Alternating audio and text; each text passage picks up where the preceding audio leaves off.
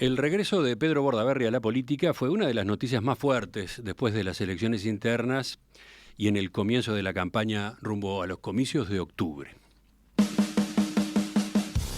Hace tan solo 15 días, Bordaberry anunció que se presentará como candidato al Senado con su sector Vamos Uruguay y su lista histórica, la 10. Hablando en una conferencia de prensa el martes 6, Bordaberry dijo que volvía porque tiene vocación de servicio. Sostuvo que pretende traer la esperanza tras notar insatisfacción con la política y prometió una campaña de propuestas sin distracción en cuestiones menores. En particular mencionó varias cuestiones sobre las que quiere volver a hablar. Quiero volver a hablar del futuro, del Estado eficiente, de la inteligencia artificial al servicio del ciudadano, de soluciones innovadoras, de movilidad eléctrica.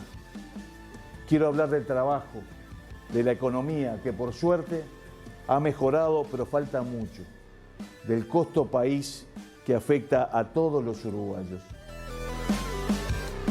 También destacó lo que considera aciertos de esta administración, por ejemplo, la conducción durante la pandemia y la política macroeconómica, pero al mismo tiempo remarcó que no nota progresos significativos en varios asuntos importantes como la seguridad ciudadana o la inserción internacional.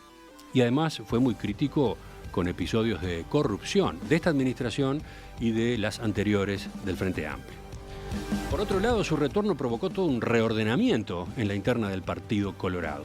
Primero recibió el apoyo de los ex precandidatos Gabriel Gurméndez y Tabaré Viera, que con sus agrupaciones van a integrar el sublema Vamos Uruguay, y luego decidió sumarse a su lista 10 un grupo nutrido de dirigentes que abandonaron Ciudadanos y que en las internas habían apoyado a Robert Silva, que hoy es el candidato a la vicepresidencia. En fin, sobre todo esto y sobre cómo va a trabajar en la campaña, vamos a conversar en los próximos minutos con el doctor Pedro Bordaberry. Doctor Bordaberry, buen día, gracias por visitarnos. Buen día, es un decir el buen día con esta lluvia y este temporal. Y la verdad que está bravísima la calle, hay que andar despacio. Está lindo para mirar desde acá, desde la ventana en todo caso. Sí. Empecemos por la pregunta más elemental. ¿Por qué decidió volver a la actividad política después de las elecciones internas, recién después? Yo creo que el aporte que puedo hacer es mejor desde el Senado, más que de una carrera por la presidencia. Lo pensé bastante, participé en campañas presidenciales notoriamente, y las campañas presidenciales exigen mucha controversia en el buen sentido para que queden delineadas las propuestas y se diferencien los distintos candidatos.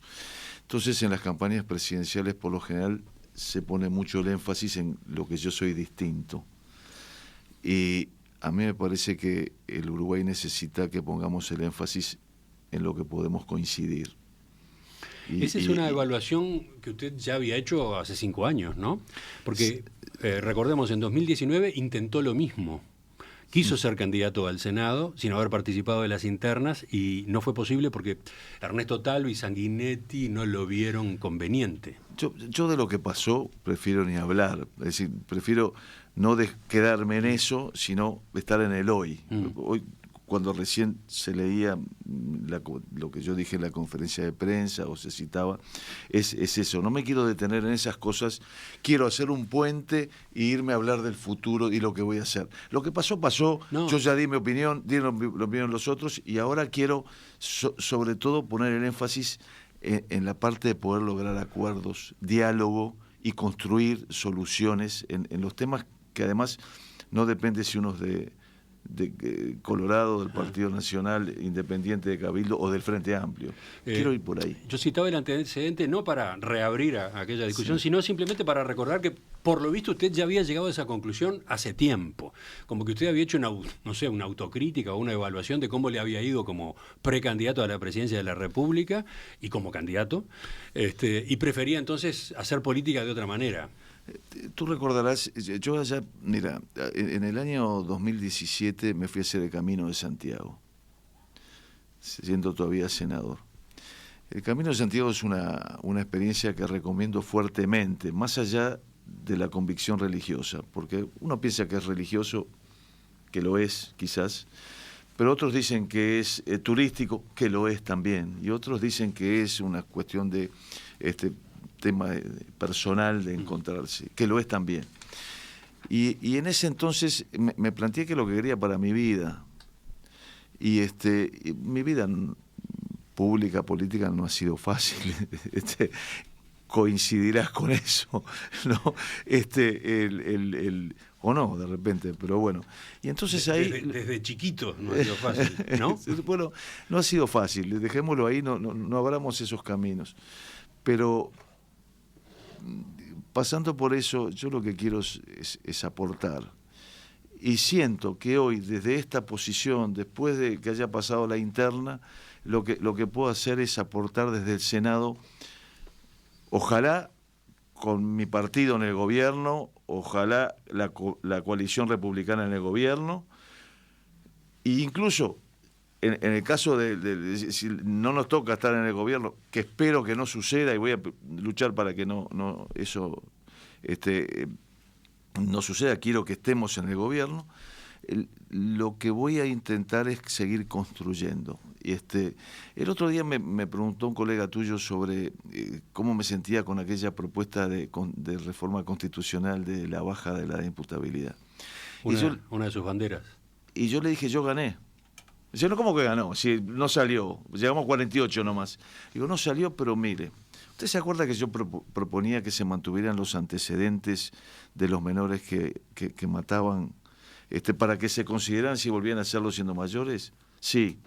Bien, el Frente Amplio y todos los otros partidos lo votaron por ley. ¿Usted se acuerda que yo proponía que se creara un instituto especializado en la reeducación y resocialización fuera del INAU? Se creó el INISA. ¿Usted se acuerda que yo proponía bajar la de imputabilidad porque el promedio en que estaba recluido un menor que mataba era 2 años? Sí. ¿Sabe qué se votó después? Se llevó a 10 años eso. Es decir, el efecto de la baja de imputabilidad se logró por otra vía. Entonces, hay una forma siempre desde el Parlamento de atender los problemas grandes del país, incluso juntando firmas, ¿viste? Y te digo lo que hizo hoy Cabildo, ¿no? Juntó firmas legítimamente sobre algo y hoy hay un efecto de que ha habido un efecto que se está atendiendo esa situación. Entonces se refiere a la campaña de Cabildo Abierto sobre las tasas de interés de los créditos personales, buscar fórmulas para claro, sacar de la situación de insolvencia en la que se encuentran cantidad de deudores, etcétera. Yo no estoy de acuerdo con esa reforma porque me parece que afecta a la seguridad y la certeza jurídica y es un valor muy importante más allá de la coyuntura. Pero sí en la preocupación que tienen sobre esa situación. Y entonces se pueden hacer muchas cosas desde de esta posición. Obviamente que puedes hacerla más si estás en la presidencia de la República, pero me parece que el momento era esto. Sí, o sea, usted se siente útil como senador, se siente útil en el Senado y tal vez incluso siente que cuando encara o cuando le tocó encarar campañas como precandidatos, aquello fue demasiado desgastante, fue un trabajo excesivo, tuvo mucho, digamos, de la parte más dura de la política. ¿Hay algo de eso también? No, a ver, yo me siento útil desde donde puedo trabajar más. Sí. ¿Viste? Esa es la verdad. Si vos sos presidente de la República vas a tener mucho más posibilidades de hacer lo que pensás que si sos senador, no nos hagamos trampa de esas cosas. Pero creo que mi aporte, dada la circunstancia actual, desde el Parlamento, y sobre todo por la experiencia que tuve, que tengo, que son 10 años en el Parlamento, que aprendí, y después 5 años como ministro en 3 ministerios, etcétera, que desde aquí puedo hacer aporte. Y además, pero yo digo que además se saltea esa parte primera de todo el proceso electoral, ¿no? Además. Que es complicadísima. Pero además, esa parte te genera roces, discrepancias, todo ese tipo de cosas que no las quiero vivir. Yo, llamé a todos los precandidatos a presidente y le dije, che, nos juntamos. Algunos me dijeron, primero el de mi partido, obviamente, ¿no? Pero los otros partidos también, y nadie me dijo no, me dijo, sí, dale, vamos a arreglar, las agendas están complicadas. Vuelvo a la conferencia de prensa, una frase suya, con su regreso se propone traer la esperanza, ya que ha notado insatisfacción con la política y no ha visto progresos significativos en los temas importantes para el país. Eso de traer la esperanza Suena muy ambicioso, ¿no? Y bueno, Impactante. Si no te planteas eso. A ver, hay temas donde, esto lo vivo, lo siento como ciudadano, ¿no? Donde creo que hay una suerte de desesperanza. En la seguridad es uno. Es como que, los que estuvieron 15 años no pudieron, los que están ahora pudieron a medias. Y uno siente como que nos va avanzando, ¿no? Y entonces, bueno, ahí vamos a atacar el problema, vamos a atacarlo todos juntos. Ese es el tema. En la inserción internacional, en aquellos 15 años se habló mucho también de la inserción internacional. En estos 5 años también, desde que Jorge Valle logró el Tratado de Libre Comercio con México, hace ya más de 20 años, no hemos tenido algo tan concreto y tan importante para el Uruguay, que afecta al trabajo de los uruguayos. Es decir, eso da trabajo y obviamente nos hace crecer. Entonces, quiero traer esa esperanza. Y he trabajado en estos dos temas, ¿no? Tuve el honor del Tratado de Libre Comercio con México de ser uno de los negociadores con Didier Operti y Sergio Abreu. Y entonces recorrí ese camino y negociar con los mexicanos un Tratado de Libre Comercio, aseguro que no es fácil. En la altura de Ciudad de México, además cuando te duele la cabeza, ¿viste? De visitante, ¿viste? Entonces, espero poder hacerlo. Esa es la única razón. Mi pregunta es, ¿cuánto incidió otro factor? Los pedidos insistentes que usted recibía de dirigentes que entendían que al Partido Colorado le faltaba un mayor peso político en su oferta electoral. Les agradezco mucho a todos ellos. Les agradezco, para empezar, al candidato actual del Partido Colorado, que lo dijo públicamente, que entendían que yo podía aportar. Y con mucha humildad voy a tratar de aportar en eso. Pero eso incidió también en su decisión. Y claro, porque si todo el mundo dice no quiero que vuelvas, y si todo el mundo dice sí quiero que vengas a dar una mano, voy a decir una cosa, en la política, a los políticos nos cuesta ser generosos con el adversario. A mí me cuesta también, que diga que no, es así. Pero han sido desde mi partido, algunos que obviamente hoy me acompañan y otros que no, y siguen siendo muy generosos, han sido desde otros partidos también, y de otros partidos de la coalición republicana y de otros partidos que no son de la coalición republicana. Entonces, obviamente que eso también incide. ¿Es el único factor? No, pero incide, sin duda. Otra frase. Lo único que quiero es servir, como Jesús que vino a servir y no a ser servido. No pasó desapercibida esa alusión religiosa, porque, bueno, referencias de ese tipo no son habituales en el Partido Colorado, ¿no? ¿Fue una casualidad? ¿Tenía algún otro objetivo? No, a mí me gusta cuando buscan como segundas, terceras intenciones. No, estaba dirigiéndole al público del no sé cuánto. Sí, no sé, era un guiño a sectores del Partido Nacional, era un guiño a sectores de Cabildo Abierto. ¿Viste? Esas cosas, mira, te voy a hacer un cuento, que está bueno. Yo estaba en el Ministerio de Turismo, era subsecretario, apenas se había asumido el doctor Valle. Acto del 19 de junio en el Sauce. Designan para hablar a Manino Mercader, ministro de Educación y Cultura, el Poder Ejecutivo. Manino tenía que hablar.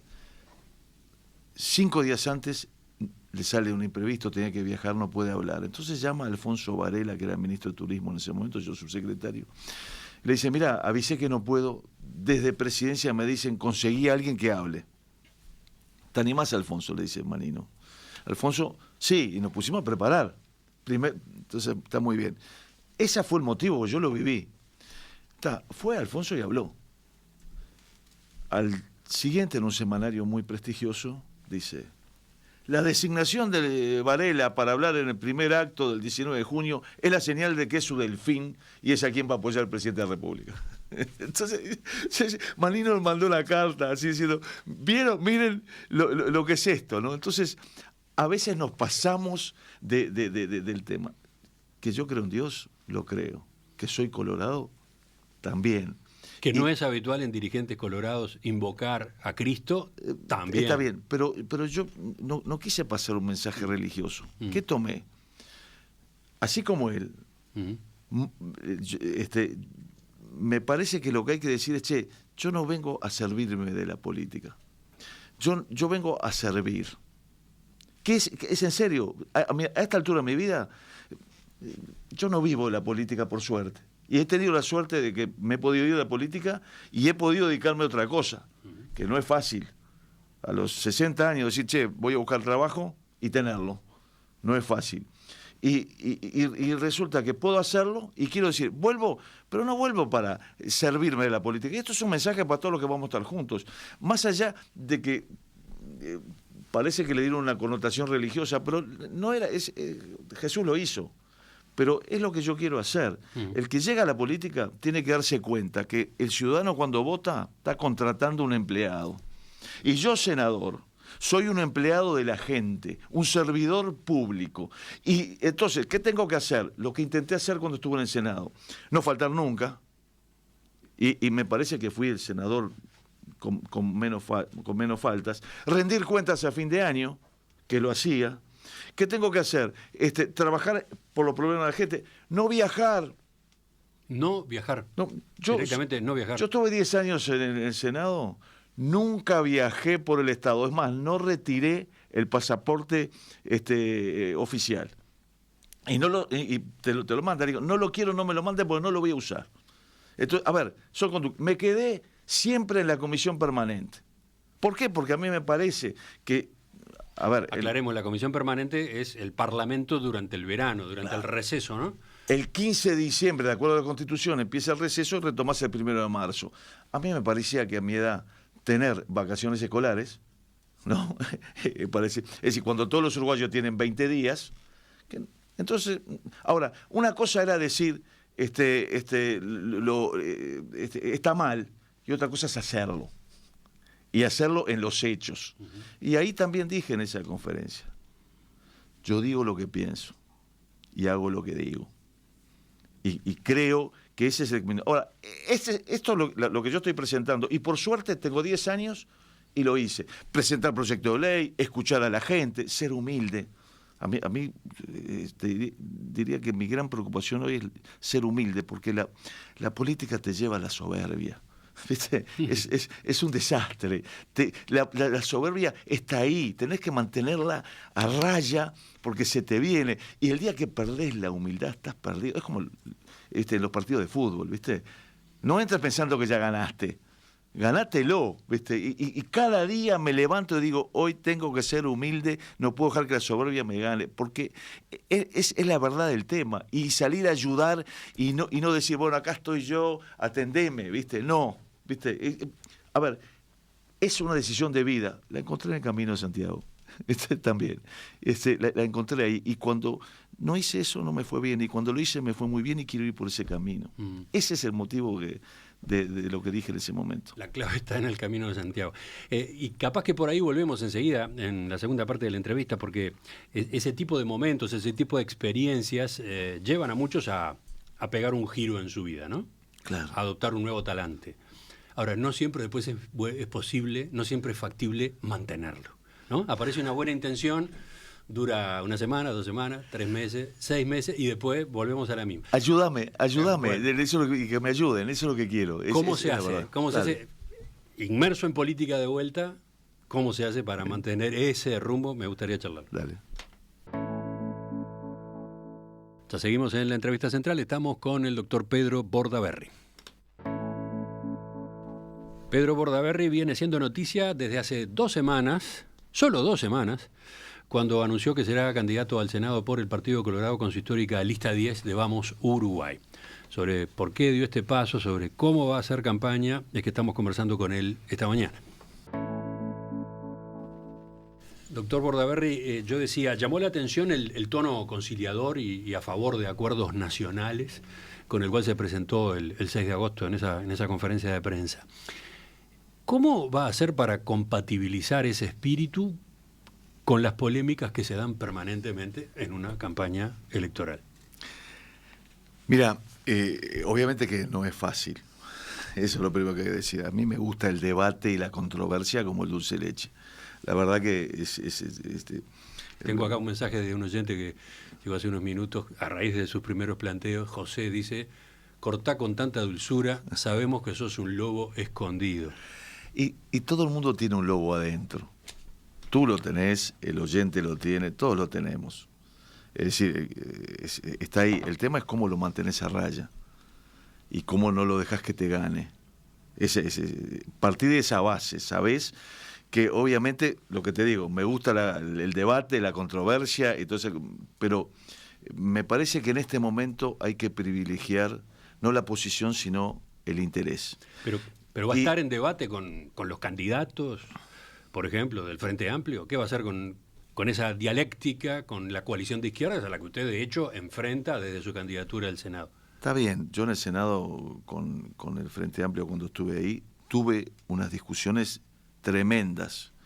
Creo que algunas andan todavía por las redes. Pero también llegué a acuerdos. Y de repente es más fácil llegar a un acuerdo con aquel que estás en una posición tan lejana que con otros, porque ahí las cosas están muy claras. Y lo que vos, hace muchos años hice un curso de arbitraje, conciliación, etcétera. Y ahí te dicen, no te quedes nunca en la posición, anda a ver cuál es el interés. Entonces, vos podés tener una posición y el otro puede tener una posición, pero hay que ver cuál es el interés que tenemos los dos. Y si trabajás sobre el interés, podés llegar a acuerdos. No hay que amputarse el decir, che, yo no estoy de acuerdo con lo que estás diciendo, por esto, esto y esto, y se marca, porque si no, de eso se trata la vida parlamentaria, y está bueno que así sea, que hayan diferencias. Pero tampoco te podés ya de antemano decir no vamos a acordar nada, porque hay algunas cosas muy importantes para el país que requieren el acuerdo, ¿no? Pero por entonces, la Constitución. Pero entonces, ¿se está frenando en estos días? ¿Se está controlando? No. A ver, en materia de la propuesta de seguridad, yo he marcado diferencias. Diferencias cuando alguien dice, che, no estoy de acuerdo con los allanamientos nocturnos porque resulta que no se puede mandar la policía de noche porque quiero cuidar al policía. Entonces, a ver, si tú no podés mandar al policía de noche, eso lo dijo Orsi, lo dijo Jorge Díaz, con quienes tengo una muy buena relación, pero yo le digo, eso es un renunciamiento a la policía a ejercer su principal obligación y deber, que es cuidarnos los ciudadanos. Si vos estás diciendo al policía no lo puedo mandar de noche a un lugar, ¿y qué dejas para nosotros los ciudadanos que estamos en ese lugar? Entonces, ¿viste? Todavía no es la posición del Frente Amplio, ¿no? No ha fijado posición del Frente Amplio. No, pero sí lo dijo públicamente Jorge y lo dijo Yamandú. Los dos lo dijeron. Entonces, a ver, ¿que eso significa que me pelee? No, ellos piensan que no hay que mandar la policía de noche a proteger a los ciudadanos y yo pienso que hay que mandar la policía de noche a proteger a los ciudadanos. Y por eso ellos dicen que no votarían el allanamiento nocturno y yo digo que sí. Eso pelearse no. Y buscaremos la forma de ponernos de acuerdo, está bien, pero está bueno que el ciudadano vea que hay diferencias en eso. Eso es una cosa. Otra cosa es cuando entras al terreno personal. Eso ya es otra. No, porque Díaz fue fiscal y entonces tal cosa. No, sí lo fue. Y sí, hizo su trabajo. Y como todo ciudadano, después que lo dejó, tiene derecho a tener su opción política y presentarse. Está bien, y me voy a enojar con Díaz por eso. No, todo lo contrario. Aplaudo que se integre a la vida política como corresponde. Y lo hace asesorando a quien cree que es el mejor presidente. Bien. ¿Usted va a propiciar estos acuerdos, digamos, multipartidarios ahora, ya, antes de las elecciones, o está pensando en el otro momento, una vez que se haya instalado el nuevo gobierno, una vez que usted sea senador? A ver, la Constitución nos exige determinadas mayorías para cosas, yo creo, las más importantes del país. Renovar la Corte Electoral, renovar el Tribunal de Cuentas, nombrar sin esperar el plazo constitucional a los ministros de la Suprema Corte de Justicia, del Tribunal de lo Contencioso, nombrar un fiscal de corte. Es decir, son cosas muy gruesas y muy importantes para un Estado de Derecho y para un país. Para eso vamos a tener que llegar a un acuerdo. Ahora no, porque se designan cuando asume el nuevo gobierno. Y para eso estoy. Pero ¿sabes por qué? Pero y ahora porque ya lo hice. Ya lo hice, ¿viste? Es decir, ya llegamos a un acuerdo. Y no es que llegue a un acuerdo con el Partido Nacional que llegué a un acuerdo con el Frente Amplio para hacer esto. Y ojo, y no es mérito mío. o exclusivamente mío, es mérito de los otros que se sentaron en la mesa conmigo. Entonces, eso no se ha podido hacer en estos 5 años. Y bueno, y ahí es donde uno se preocupa y habla de la grieta y todo ese tipo de cosas, ¿no? ¿Pero hay algún asunto de estos en lo que se podría o debería lograr acuerdos ahora?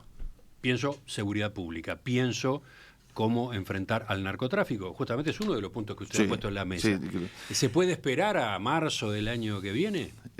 Yo creo que lo mejor sería que fuera ahora, pero ahora estás en esta etapa de ebullición donde cada uno quiere marcar su perfil y quiere decirle al ciudadano, votame a mí porque yo voy por este camino. Entonces, sería bueno, pero me parece que desde el punto de vista práctico es muy difícil que los candidatos hoy se sienten a hacerlo cuando faltan 60 días para la elección. Ahora, del día siguiente, sí. ¿Y sabes qué? De vuelta, me parezco a aquel eslogan de un candidato de mi partido, porque supimos cómo hacerlo y vamos a volver a hacerlo. En el año 2010 nos sentamos en la mesa a buscar ese acuerdo en materia de seguridad. Sí, nos sentamos y estábamos en la oposición. Ahora esperemos hacerlo desde estando en el gobierno. El día de su regreso mencionó una serie de cuestiones sobre las cuales quiere discutir y trabajar. Escuchamos un fragmento justamente del mensaje en la introducción. Decía, quiero volver a hablar del futuro, del Estado eficiente, de la inteligencia artificial al servicio del ciudadano, de soluciones innovadoras de movilidad eléctrica, del costo país que afecta a todos los uruguayos. Una lista ambiciosa. Muy. Con algunos temas que no están en el debate de la campaña también. Mi pregunta es, ¿usted ya ha avanzado en la elaboración de propuestas en algunas de esas cuestiones? En todas. Digo, no me voy a tirar algo si no los tengo estudiado, obviamente. Movilidad eléctrica, en el año 2017 presenté un proyecto de ley estableciendo que a partir del 35 no se podían importar más autos a combustión y a partir de 40 no podían circular. En ese momento eran 5 o 6 países lo que habían hecho, Francia y otros más. Hoy son 70. Hoy, 7 años después de ese proyecto de ley, son 70 y no hicimos nada. ¿Y qué nos vamos a convertir? En los receptores de los vehículos a combustión en el mundo. Los que no sirvan van a venir a dar acá, ¿no? Entonces, y Uruguay tiene una sobreinversión en generación de energía eléctrica que vamos a tener que usar, y este es un tema que hay que plantearse, y no solamente es el tema de los autos en sí, hay que plantearse ANCAP qué va a hacer, porque en el mejor de los supuestos a ANCAP se le va a achicar el negocio, ¿no? Son temas que se están discutiendo, aparecen 2 por 3 en el debate. Usted dice que hay que encararlos ¿cómo? Bueno, para empezar... ¿Qué más hay que hacer en cuanto a la movilidad eléctrica y en cuanto a ANCAP? En primer lugar, en lo que refiere a la movilidad eléctrica, vamos a estudiar el proyecto de ley que presentamos hace 7 años y vamos a fijar el horizonte hacia dónde vamos. Eso es uno. En el caso de ANCAP, vamos a seguir invirtiendo, refinería, cosas, todos esos millones de dólares que metemos, cuando el negocio se va a achicar, seguro. No habrá que fusionarla, como dice Alejandro Stepanisic, el presidente de ANCAP, con la UTE y tener una UTE más del rol...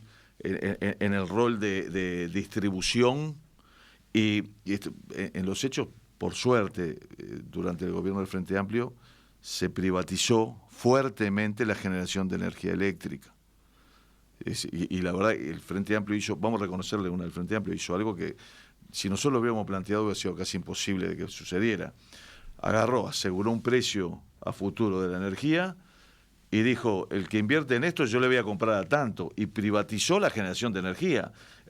A ver, hay que ser valiente después de los viejos postulados, defensa de las empresas públicas, que el sector privado nada, que no sé cuánto, hacer eso, que ni siquiera les dijo, bueno, pónganse a generar energía, voy a ver si le compro. No, les aseguro que se la voy a comprar y les aseguro un precio, y hasta incluso hizo parques, la UTE, que vendía a los privados en la inversión. A ver, no habrá que avanzar en ese camino mucho más y profundizarlo, y ahí hay en movilidad eléctrica mucho más para hacer. Te va a cambiar hasta las estaciones de servicio, te va a cambiar hasta los talleres mecánicos. Un auto a combustión tiene 10 veces más tecnología que un auto eléctrico.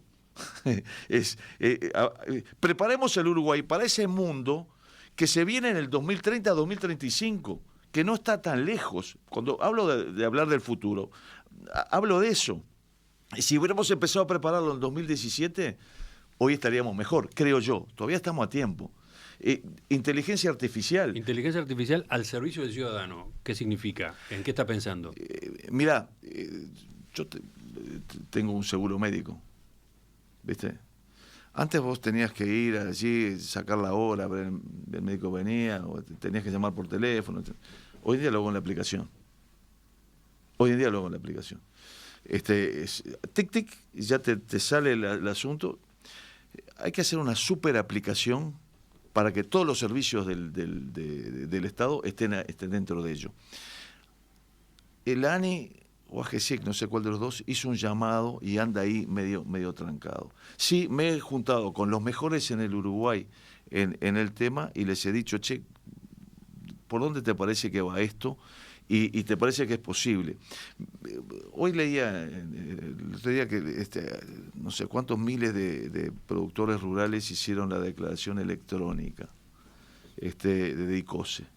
Y es un gran mérito. Logramos meter por internet la declaración.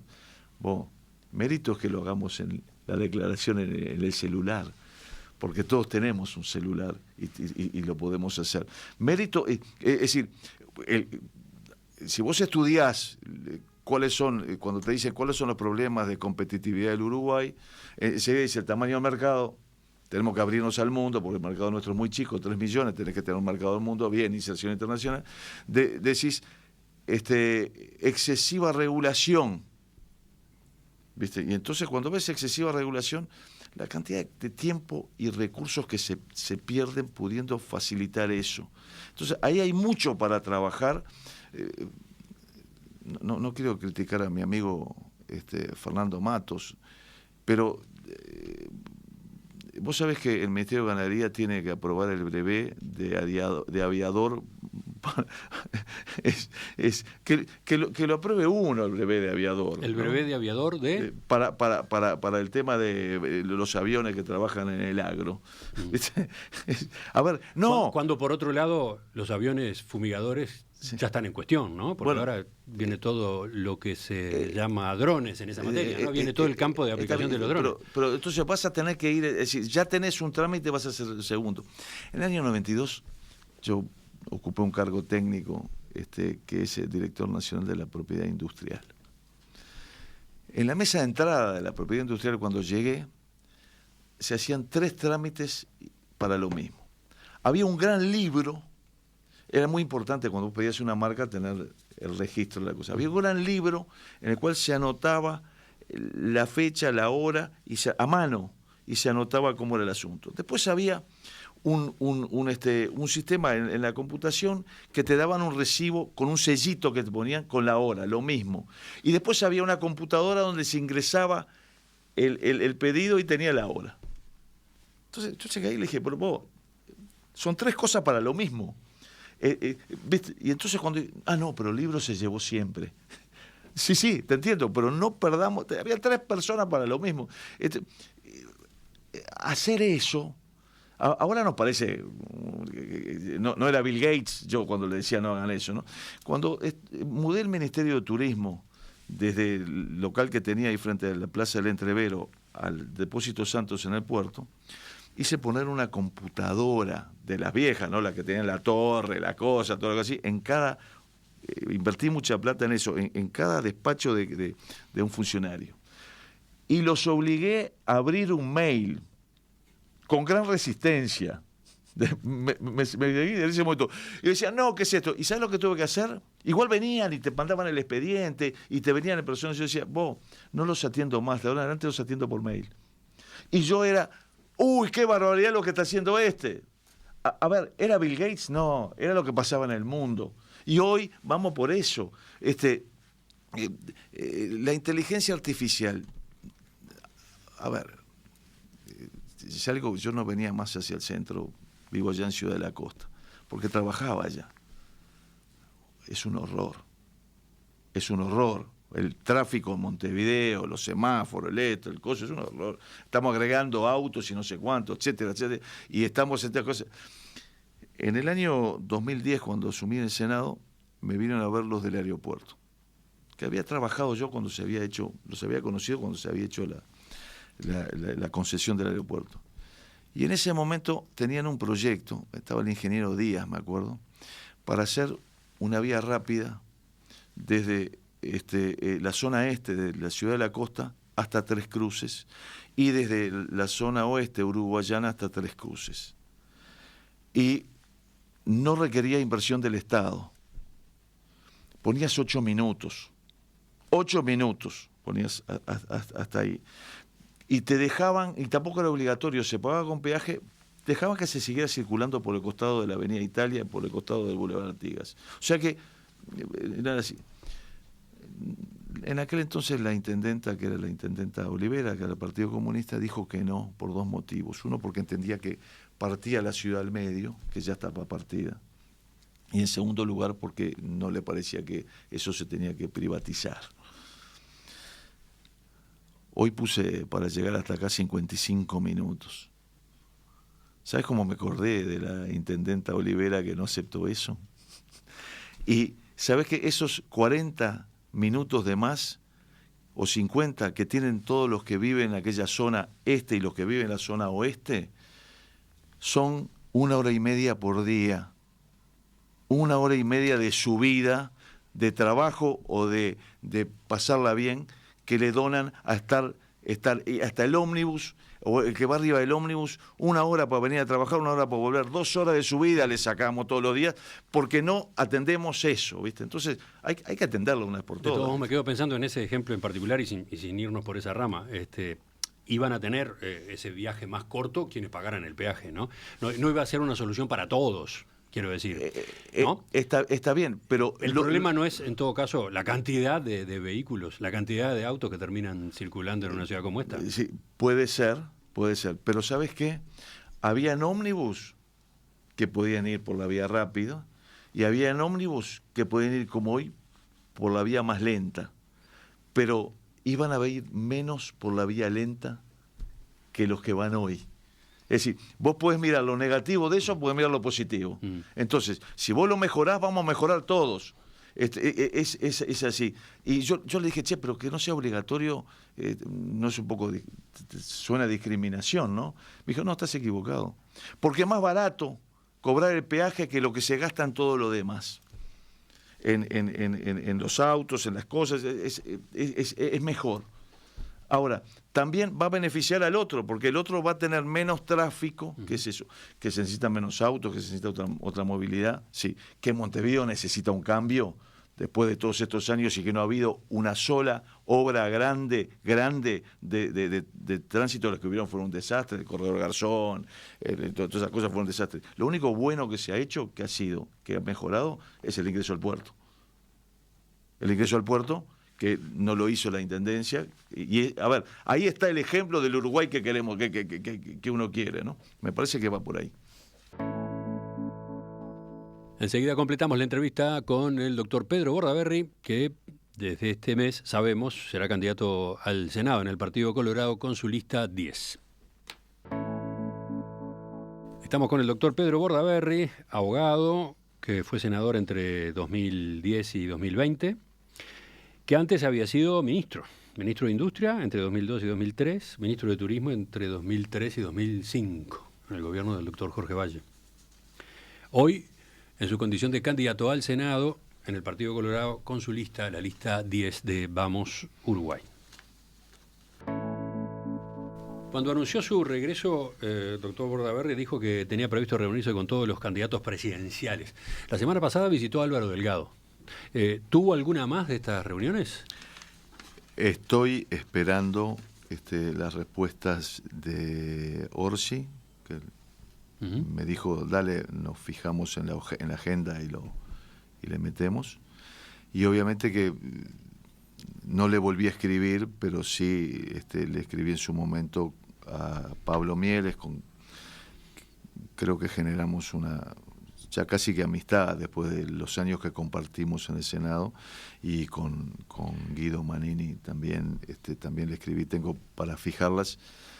Ha sido medio locura todo, porque obviamente que hubo que armar todo el equipo en estos 15 días y los candidatos a diputados, principalmente en cada departamento, y obviamente que tenemos por suerte muchos grupos y muchas propuestas. Bueno, hoy vamos a anunciar una que creo que es novedosa para el departamento de Maldonado, ¿no? ¿Cuál es?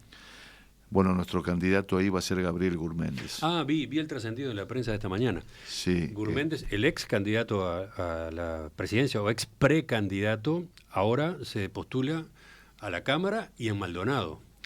Sí, lo cual revela algo que yo hablé, de lo que hablé el otro día cuando presentamos a otro grupo, que es de la necesaria generosidad que tenemos que poner todos, yo el primero, pero Gabriel obviamente nosotros le pedimos, después de no solo los cargos públicos sino privados que ha desempeñado, que hoy vaya a Maldonado a trabajar. Y creemos que además es una buena señal de lo que estamos buscando. Quien represente al departamento sea alguien que conoce profundamente el trabajo del departamento. Pero no estaba Germán Cardoso allí y en su sector además. Germán anunció que no va a ser candidato. Él lo anunció ayer y a nosotros nos parece que Gabriel, que fue...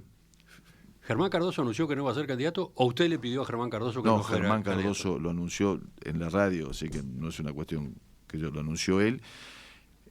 Incluso lo pueden ver ahí, él lo vio ahí, con sus decisiones personales que hay que respetar y que entiende que no es momento para ser candidato, pues es un tema de él, no mío.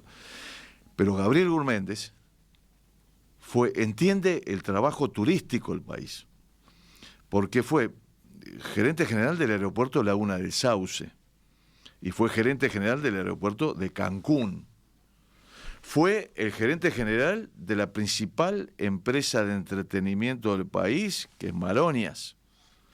Fue presidente de la Liga de Fomento y Turismo de Punta del Este. O sea que, a ver, si hay alguien que va a poder hablar y defender el trabajo de la gente de Maldonado, de los ciudadanos de Maldonado, es el que aparte vive ahí hace 25 o 30 años. Uh-huh. Entonces, y aparte tiene la generosidad, ocupó los mayores cargos que te podés imaginar, fue ministro, fue presidente de Antel, ocupó todos estos cargos privados y hoy dice, voy a trabajar en Maldonado por la gente de Maldonado. Esa es la generosidad que creo y espero que tengamos todos en esta nueva etapa. A partir del regreso suyo, el Partido Colorado está quedando configurado en dos alas, ¿no? La que lo tiene usted como líder, Vamos Uruguay, y la que tiene Andrés Ojeda, al candidato a la presidencia del partido, al frente, que es Unir para Crecer. ¿Cómo define su ala, el ala esta que usted encabeza? No, yo no quiero entrar en tema de alas. Esto no es una cuestión de alas. Yo no quiero hablar de alas. Habló de alas hace unos días, compartiendo lo que se mostraba en una caricatura que había sido publicada en la prensa. A Ojeda no le causó mucha gracia lo de las alas. No quiero entrar en polémicas, por eso no quiero hablar de alas. Es así. Yo creo que tenemos que estar todos juntos. Andrés es nuestro candidato. Vamos a trabajar para que nuestro candidato, nosotros lo vamos a meter con humildad y mucho esfuerzo, reúna la mayor cantidad de votos. Y el Partido Colorado tiene que estar unido. Esa es mi preocupación. No quiero entrar en... Cuando empezó, y citaste mis palabras, lo dije, no quiero entrar en polémicas estériles que no hacen la cosa. Doña María, don José, el ciudadano que nos está escuchando, no entiende lo de las alas. ¿Viste? A ver, no hay que hablar de alas. Entiende de soluciones a sus problemas. Y los problemas están en la seguridad ciudadana y que hay que encarar, los problemas están en la legislación internacional, en el trabajo, está ahí. El resto, y yo voy a tratar obviamente de obtener la mayor cantidad de votos para mis listas al Senado y no hay nada malo.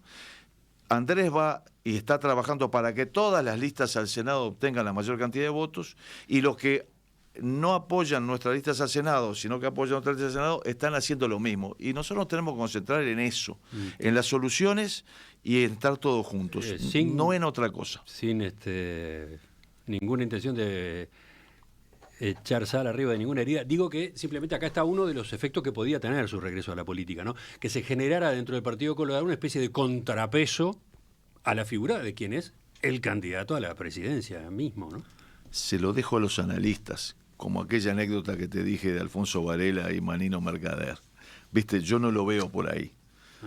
Mi objetivo es exclusivamente el trabajo, no entrar en polémicas, la unidad y el buscar soluciones. El resto, y bueno, de eso viven los analistas políticos y los periodistas que lleguen a sus conclusiones, pero a mí no me afecta ni yo voy por ese lado. Bueno, entonces le pregunto lo de hace un rato, pero de otra manera. ¿Qué representa el espacio que usted encabeza? ¿Qué es? ¿Cómo lo define? De propuesta. De propuesta, no de protesta. Eso, así nos definimos en el año 2009, cuando creamos Vamos Uruguay. Somos de propuesta y no de protesta, de construir. Y eso es lo que nos tiene que llevar. El otro día dice, cuando se presentó acá mismo, en este mismo edificio, la gente de la lista 15, de Gabriel Gurméndez, ¿no? La lista 15 por lista 15 tiene toda una historia ahí. Pero yo hablé de lo que decía Ortega Gasset sobre parasitismo negativo. Allá por la década del 20 del siglo pasado, casi 100 años, un grupo de escritores, García Lorca, Ugarte, Espina, es decir, vaya que eran así en Madrid, decidieron crear el Partido de los Escritores y presentarse. Y no tenían candidato ni líder. Y entonces fueron a verlo a Ortega Gasset, nada más y nada menos, para que los guiara y fuera su líder. Y Ortega Gasset, que era sabio, además de filósofo, les dijo: yo no, muchas gracias, pero me permito darles un consejo. No incurran en parasitismo negativo. O sea, esperar que el otro proponga algo para criticarlo. Adelántense a proponer. Porque si ustedes esperan que el otro proponga algo para criticarlo, se convierten en un parásito del otro porque tienen que esperar que el otro haga algo, y negativo porque van a estar siempre criticándolo. Entonces, nosotros no queremos incurrir en parasitismo negativo, sino que queremos ser de propuestas. Y es lo que estamos intentando hacer. Y no entrar en controversias que no hacen a la solución de los problemas de los uruguayos. Esa es nuestra propuesta. Y ¿Ideológicamente hay una definición? Sí, claro. A ver, somos parte del Partido Colorado, que en su artículo primero dice que somos la colectividad política creada por Fructuoso Rivera, que persigue los principios de justicia social de Valle Ordóñez y la probidad de Joaquín Suárez. Y yo creo que nosotros vamos por ahí, con la ética de la responsabilidad de Rivera, en la búsqueda del mayor bienestar para todos los uruguayos y el crecimiento del Uruguay, pero también poniendo énfasis en lo que hizo el gran Joaquín Suárez, que cuando terminó el sitio de Montevideo, él había gastado toda su fortuna y le fueron a pedir las cuentas para devolvérsela. Y Joaquín Suárez contestó que no tenía cuentas. ¿Sabes por qué? Porque él dijo: a la patria como a la madre no se le llevan cuentas. Y ahí ese es nuestro camino. En el trabajo esto nos vamos a llevar una cuenta, nos vamos a romper todos. Y me permito decirlo de vuelta, es lo que intenté hacer en los 10 años que estuve en el Senado y cuando estuve en esos ministerios que tú has citado. Doctor Pedro Bordaberry, gracias por acompañarnos esta mañana. Volvemos a conversar. Un gusto, como siempre. Muchas gracias por haberme invitado. Ya habrá otra oportunidad. Con gusto.